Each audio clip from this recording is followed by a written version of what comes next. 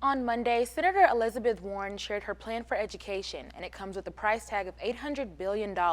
In a lengthy open letter on her campaign site, Warren says her upbringing and public school background shaped her plan. She broke it down into 5 main objectives. First, she wants to fund schools adequately and equitably so that all students have access to a great public education. Warren says data shows that more school funding means better outcomes for students, but that public schools get different results based on their mixes of federal, state, and local funding.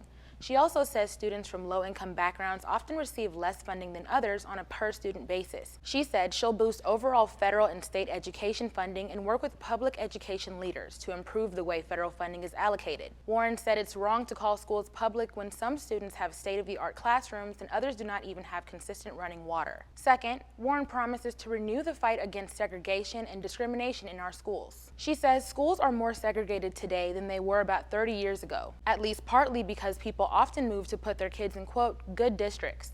She says that creates segregated communities because certain areas become too expensive for lower income families. She says her plan will alleviate that by increasing funding to make every public school a great one.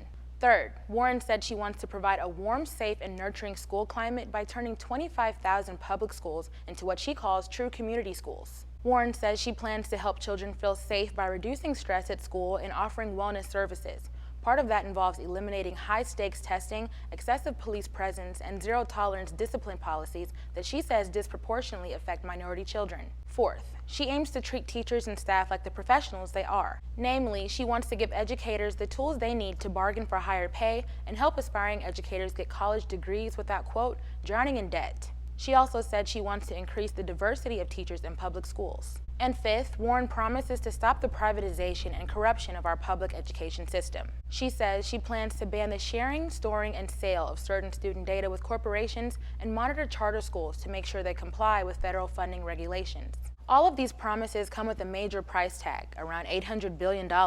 Warren says her so-called wealth tax would foot the bill. That means Americans with net worths of $50 million or more would be paying for the plan over a 10-year period.